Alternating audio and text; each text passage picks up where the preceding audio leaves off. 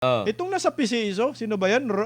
Mil Robles? Robles, isa Oo, pa yan, oo, partner. nag-donate din naman yan eh. Mm. So kung yan ang pagbabasihan nila ng kasong plunder kay Marcolita, malamang si Pangulong Bongbong Marcos, dahil hindi man pwedeng makasuhan ngayon dahil meron siyang immunity dahil presidente, after ng kanyang termino, magiging president po itong ginawa nila kay Marcolita na kasong plunder dahil may nag-donate. Oh. Si Bongbong Marcos pwede rin pala partner kasuhan ng plunder.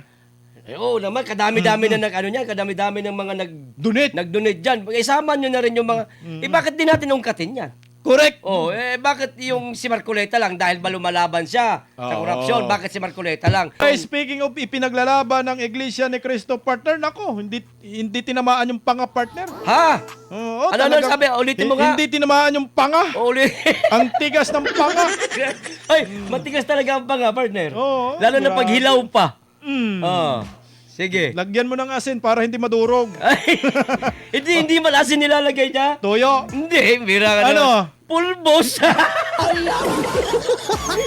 Hindi na makakain yung panga pag may pulbos. Anak ng kagwang na naman. Hoy, maraming salamat sa 1,479 Hoy, viewers. 1,500 na tayo kanina, partner. Oo. Bumaba lang. Bumaba lang. Nag-comment ka kasi. Ayan. Oh, Okay. ito partner, tuloy lang po tayo dito sa... Ito, breaking news na po ito, partner, no? Ay, may bago. Oo, sa kabila po ng kaliwat ka ng kilos protesta ng Iglesia ni Cristo, mapa-id sa man, mga id sa People Power Monument, mapaliwasang Bonifacio kay Andres Bonifacio Monument. Aba, partner, magugulat po tayo. Dahil Marcolita, Defensor at dalawang iba pa, sinampahan na po ng kasong plunder case sa Sandigan Bayan.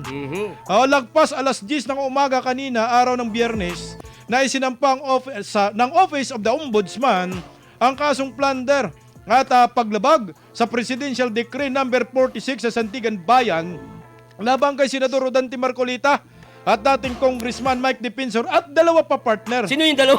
Kahit Baka tayo na yan. Di. Wag tayo, wala tayong pampiyansa. Nakanakamote. At wala rin piyansa plunder partner. Ito ay may kaugnayan sa umano'y 75 million campaign donations na umano'y natanggap ni Marcolita mula sa mga campaign donors nito na sina Defensor at mga negosyante. Sina ito yung dalawa partner. Ayun Joseph Espirito, para ligtas tayo. Sino eh? Joseph Espirito, negosyante yung partner, private yan. Ayun, may isa din sa mga nagbigay ng ano? Donasyon. Donasyon kay ano? Oo. Aristotol Viray Oo. noong 2025 elections. Nairapol na rin sa Sandigan Bayan ang mga kaso kung saan napunta sa Sandigan Bayan 3rd Division ang pagdinig sa kasong plunder na isang non-billable case, habang nasa 4th, 6th at 4th Division naman ang didinig sa kasong paglabag sa Presidential Decree number 46. Namataan naman kanina ang pagdating ng kapulisan na nasa Sandigan Bayan para umano sa dagdag seguridad sa lugar, partner.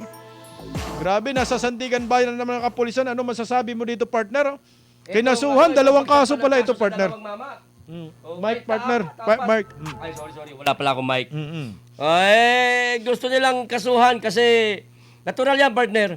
Ito lang yung nakikita nilang dahilan, partner, para mapatahimik itong si Defensor na, alam mo naman, itong kasama niya lagi, itong 18 mga dating sundalo. Marines. Oo. Tapos si Marcoleta naman, ang Blue nasa Ribbon. Senado. Blue Ribbon. Oo, sa Blue Ribbon. Galit sa Oo. Kurakot. Itong dalawa na to, ang lumalaban sa napakalalang korupsyon ngayon sa ating bansa. Correct. Tapos nadamay pa yung dalawang negosyante na nagbigay din ng tulong kay Marcoleta. Pero nangyari yan, partner, ha? Correct. Hindi pa campaign period nun. Exactly, partner. Oo. Bago mag-eleksyon. Oo. Pero ang masama dito, partner, yung donasyon, donasyon nga ni, binigay nga ni lang, no. Wala pang campaign period. Ayaw paninood. Hindi hindi pa nga nakapag-file yata ng COC. Oo. Donasyon, tsaka meron donation tax yun, partner. Correct. Donation tax yun, ha. Napailan ng donation tax. Oo, pinakakasuhan nila. Pero yung mga kawatan na nandiyan sa Senado, Walang kaso. walang kaso. Siyempre, Oo. kawatan yung pinuno. Kawatan din yung bunga. Alam mo, partner, ito ay nakakalungkot dahil maituturing selective justice to Ayun, partner. No? isa yan, oh. Kasi tandaan mo, pag sinasabi mong election, normal po talaga na mayroong mag-donate. Dapat ang ginawa ho ninyo, nagpasa muna kayo ng mga panukalang batas, partner, Ayun. na bawal na mag-donate ang isang pribadong individual sa sinumang mga politikong kakandidato, partner. Oo. Para wala na mag-donate. Kasi ang donasyon, partner, hindi lang naman kay Senador Marcolita. Di ba? Hindi. Hindi lang kay Senator Marcoleta Oo. nangyari. Marami, partner. Sa halos lahat yata ng mga politiko eh. Ay, hindi na natin ilayo si Pangulong Bongbong. Oo. Ay, may kilala pa nga ako, partner. Nag-donate din. Senador siya ngayon. Oo, Oo. nag-donate. Nag-donate daw. Kay Pangulong Bongbong. Oo, nung tumakbo siyang Pagkapangulo. presidente. Oo. Oo. Sino yan? Ay, nako. Si Bindalo. Wala. At saka, partner, kay Pangulong Bongbong, kagaya, halimbawa po itong nasa naman to, partner, nasa public documents naman din. Itong nasa PCSO, sino ba yan? Mil Robles. Robles, isa pa yan, partner. Nag-donate din naman yan eh. So kung yan ang pagbabasihan nila ng kasong plunder kay Marcolita, malamang si Pangulong Bongbong Marcos, dahil hindi man pwedeng makasuhan ngayon dahil meron siyang immunity dahil presidente, after ng kanyang termino, magiging president po itong ginawa nila kay Marcolita na kasong plunder dahil may nag-donate. Si Bongbong Marcos pwede rin pala, partner, kasuhan ng plunder. Oo naman, kadami-dami na kadami-dami ng mga nag-donate dyan. Isama nyo na rin yung mga, bakit din natin ungkatin yan? Correct. Bakit yung si Marcoleta lang dahil ba lumalaban siya sa korupsyon? Bakit si Marcoleta lang? Yung nga yung sinasabi ni partner, ni Sino? Alan na Senator Alan Cayetano. Oo, kapag alam mo yung parang bubusisiin talaga, sisilipin talaga, baka maubos daw sila dyan. Correct. Kung ito yung pagbabasihan, hindi lang maubos, talagang ubos sila, partner. Oo. Kagaya si Madam Hontiveros. Kala ko vlog. Si Madam Risa Hontiveros, partner. Marami ring nagdodonate yan. Di ba? Mahilig din niya sa sabak, partner. Sabak? Sabak. Sabak ka dire. Kanta yun Huwag na nga nga. Sabak ka dire. Di, maraming hilig sa sabak ka dire, partner. Iga? Sikat yan eh. Di. Igot siya. Sino?